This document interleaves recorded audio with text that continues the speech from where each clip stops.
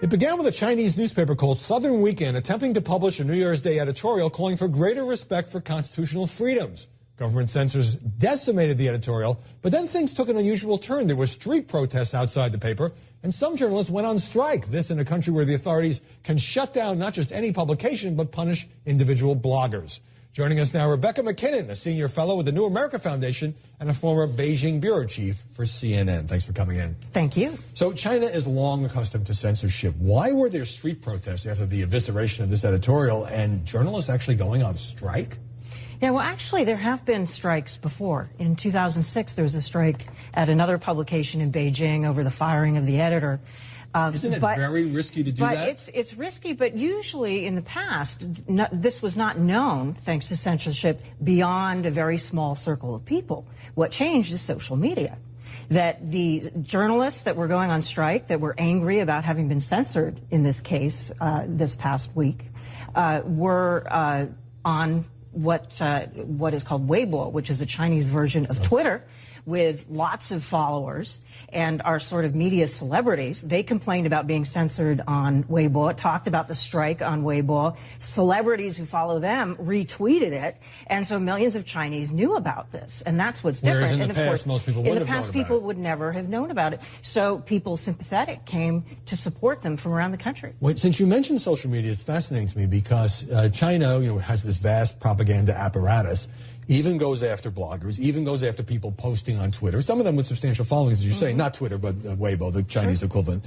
But how can the authorities, no matter how many people the government assigns to this, censor everyone, every post, every text message? It seems like a daunting task. Well, that's right. And they actually can't censor everything, so they kind of do targeted censorship. In order to make an example of people? In order to make an example of people, in order to go after particular threats that they think could result in national movements against the central government. And they actually allow quite a lot of both reporting and tweeting about local issues and local corruption and so on, and that enables people to blow off steam. Wait, that's okay because it fits the government's agenda? And doesn't challenge the authority of the party? And then the government can come in and fix the problem. It actually makes them look good.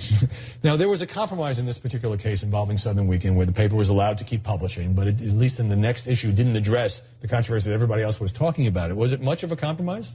Well, it was something of a compromise. And, of course, this newspaper's always been under censorship, and they've always been pushing up against the controls, and I know a lot of people have been fired from the paper over the past several decades. People I know personally. Yeah. This is in Guangzhou? In Guangzhou, and also people who I've known more recently from when I was in Hong Kong.